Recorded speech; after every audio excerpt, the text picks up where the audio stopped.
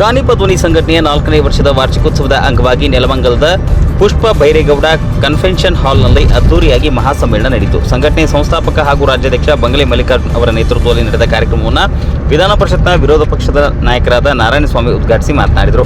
ಸಂಜೆ ನಡೆದ ಸಮಾರಂಭದಲ್ಲಿ ನಿವೃತ್ತ ನ್ಯಾಯಮೂರ್ತಿ ಸಂತೋಷ್ ಹೆಗಡೆ, ಚಲನಚಿತ್ರ ನಟ ವಿನೋದ್ ರಾಜ್ ಹಾಗೂ ಪ್ರವೀಣ್ ಶೆಟ್ಟಿ ಸೇರಿದಂತೆ ಹಲವು ಗಣ್ಯರು ಭಾಗವಹಿಸಿದರು. ಈ ವೇಳೆ ಮಾತನಾಡಿದ ರಾಜ್ಯಾಧ್ಯಕ್ಷ ಮಲ್ಲಿಕಾರ್ಜುನ್ ಬಂಗ್ಲೆ, ಪತ್ರಕರ್ತರ ವಿವಿಧ ಬೇಡಿಕೆಗಳನ್ನು ಸರ್ಕಾರ ಈಡೇರಿಸಬೇಕು, ಪತ್ರಕರ್ತರ ಮೇಲಿನ ದಬ್ಬಾಳಿಕೆಯನ್ನು ತಕ್ಷಣವೇ ನಿಲ್ಲಿಸಬೇಕು, ಬೇಡಿಕೆ ಈಡೇರುವವರೆಗೂ ಹೋರಾಟ ಮುಂದುವರಿಸಲಾಗುವುದು ಎಂದು ಸರ್ಕಾರಕ್ಕೆ ಎಚ್ಚರಿಕೆ ನೀಡಿದರು. ವಿವಿಧ ಮಠಗಳ ಮಠಾಧೀಶರು ಕಾರ್ಯಕ್ರಮದಲ್ಲಿ ಭಾಗವಹಿಸಿ ಆಶೀರ್ವಚನ ನೀಡಿದರು. ಇದೇ ಸಂದರ್ಭದಲ್ಲಿ ಯಲಬುರ್ಗಾ ತಾಲೂಕಿನ ಕಾನಿಪ ಧ್ವನಿ ಸಂಘಟನೆ ಗೌರವಾಧ್ಯಕ್ಷ ಶರಣಪ್ಪ ದಾನಕೈ ಅವರಿಗೆ ಮಾಧ್ಯಮ ಸೇವಾ ರತ್ನ ಪ್ರಶಸ್ತಿ ನೀಡಿ ಗೌರವಿಸಲಾಯಿತು. ತಾಲೂಕು ಅಧ್ಯಕ್ಷ ಶಿವಮೂರ್ತಿ ಇಟಗಿ ಹಾಗೂ ಪದಾಧಿಕಾರಿಗಳನ್ನು ಸನ್ಮಾನಿಸಲಾಯಿತು. ಕೊಪ್ಪಳ ಜಿಲ್ಲಾ ಹಾಗೂ ಯಲಬುರ್ಗಾ ಕುಕನೂರು ತಾಲೂಕು ಸರ್ವ ಪದಾಧಿಕಾರಿಗಳು ಮತ್ತು ವಿವಿಧ ಜಿಲ್ಲೆಯ ಸಾವಿರಾರು ಪತ್ರಕರ್ತರು ಭಾಗವಹಿಸಿ ವಾರ್ಷಿಕ ಸಮ್ಮೇಳನವನ್ನು ಯಶಸ್ವಿಗೊಳಿಸಿದರು. ವರದಿ ಸಿಎ ಆದಿ NKS TV4 ನ್ಯೂಸ್ ಯಲಬುರ್ಗಾ.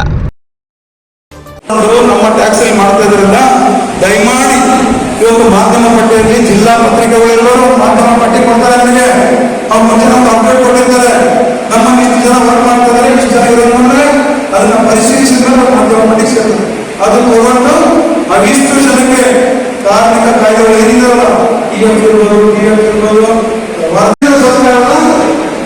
ನಮ್ಮ ಇನ್ಫಾರ್ಮೇಶನ್ ಬ್ರಾಡ್ಕಾಸ್ಟಿಂಗ್ ಏನಿದೆಯಲ್ಲ ಅದರ ಮಂತ್ರಿ ಜೊತೆಗೆ ಸೆಕ್ರೆಟರಿ ಇಷ್ಟು ಜನಕ್ಕೆ ಈಗಾಗಲೇ ಪ್ರಥಮ ಪತ್ರ ಈಗಾಗಲೇ ಒಂದು ಲೀಗಲ್ ನೋಟಿಸ್ ಹೋಗಿದೆ. 1 ತಿಂಗಳು ಹೊರಡಿದ್ದೀವಿ. ಆ ನಂತರ ಏನು ಕೂಡ ಬರ್ತದೆ ನೋಡೋಣ. ಅದರ ನಂತರ ಮತ್ತೊಂದು ನಮ್ಮ ಲಾಯರ್ಗಳು ಮತ್ತೊಂದು ಲೆಟರ್ ಬರ್ತದೆ.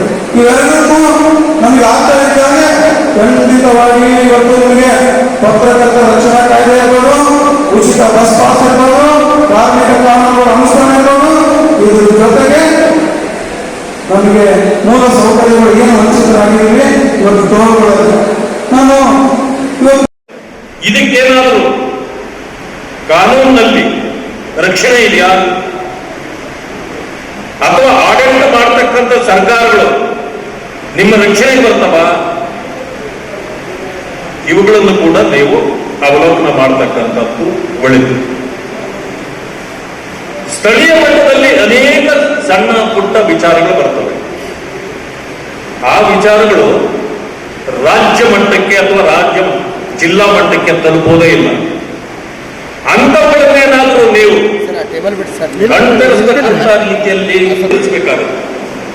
ಅನೇಕ ಸಾರಿ ಥ್ರೆಡ್ ಬರುತ್ತೆ. ನನ್ನಲ್ಲಿ ದೊಡ್ಡ ಪಟ್ಟಿಯೇ ಇದೆ. ಅನೇಕರು ನನಗೆ ಪತ್ರಕರ್ತರುಗಳು ಫೋನ್ ಮಾಡ್ತಾರೆ, ಸರ್ ನಾನು ಒಂದು ವಿಷಯ ಹಾಕ್ಬಿಟ್ಟೆ, ಸ್ಥಳೀಯ ತಹಸೀಲ್ದಾರರು ನನ್ನ ಮೇಲೆ ಕಂಪ್ಲೇಂಟ್ ಕೊಟ್ಬಿಟ್ಟು, ಅಲ್ಲಿ ನೋಡಿದ್ರೆ ಪೊಲೀಸ್ನವರು FIR ಹಾಕ್ಬಿಟ್ಟು, ಕೆಲವರು ನನ್ನ ಕರ್ಕೊಂಡೋಗಿ ಪೊಲೀಸ್ ಸ್ಟೇಷನ್ ಅಲ್ಲಿ ಕೂಡಿಸ್ಕೊಂಡು ನನ್ನನ್ನು ಅರೆಸ್ಟ್ ಮಾಡಿದ್ರು, ನನ್ನನ್ನು ಜೈಲಿಗೆ ಕಳಿಸಿದ್ರು, ನನ್ನ ಮೇಲೆ ಈ ರೀತಿ ನಾನು ಮಾಡಲಾರದ ತಪ್ಪನ ಕೇಸ್ ಹಾಕಿದ್ದಾರೆ ನನ್ನ ಮೇಲೆ. ಈ ರೀತಿ ಅನೇಕ ತೊಂದರೆಗಳನ್ನ, ಸಮಸ್ಯೆಗಳನ್ನ ಸ್ಥಳೀಯ ಪತ್ರಕರ್ತರು ಅನುಭವಿಸ್ತಕ್ಕಂಥದ್ದನ್ನು ನಾನು ಗಮನಿಸಿದ್ದೇನೆ.